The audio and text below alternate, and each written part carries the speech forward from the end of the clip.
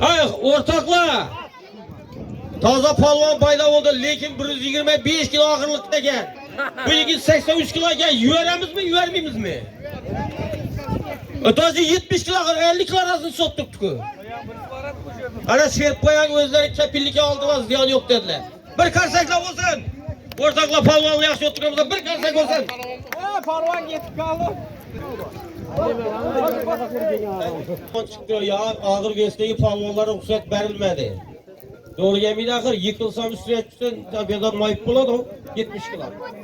He? 160. Abi, şu bölgenden 50 kilodan doğru gelir yani. Ortaklar, bana Fermerler uyuşmasından Turgunbay Palvan Akkay Fermerler uyuşmasından Suudiya Karakalpakstan sabık baş palvanı Şerpbay Narımbetov meli?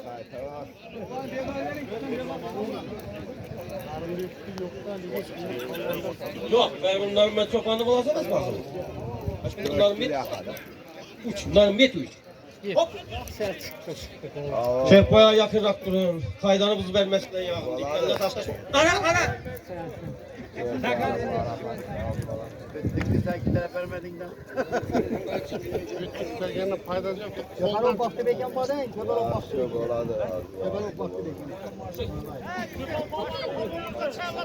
Ay! Ovaylar! Bu palvanın medalıydı. Bu palvan Karadın vilayetinin Xanka tumanından köpek palvanının o aktıkımız ha? Aktıkı. Bu baba 25 metre cayı ötkezgen. Buna bir çıkadığım olsana iş açtım olmacı oralar. Tamam değil. Çıkasan mı? Her çekmenli. Al.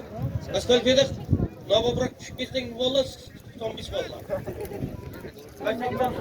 Sen bunu yine çıkarın.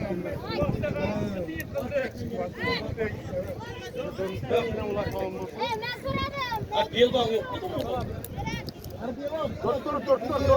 Allah baksın. Dılşat bir bağını ver. Dılşat. Yere gitti. He? Sırttan al. Yıkıl Cumhurlar ekke. Cumhur! Ha Cumhur! Bir bağını ver ben. Çekmeni gel beri. Tıkka açık koy. İsmi yaxşı öttürgen boza.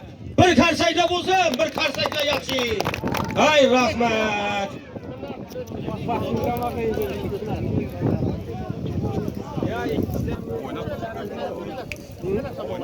Atacak Suriye. Gitmeye yaşlı Suriye vereyim mi? İkisine ballara. Davay çık. Çıkar. Suriye Azaklar Fermerler düşmasından. Adın kim adı? İlhan Palvan. Ben 25 sene ötkezgen bala. Ortalığı Akçekmen'de Karazı vilayetinin palvanı. Gökçekmen'de Törtkü tumanının palvanı. Al ildi gücü.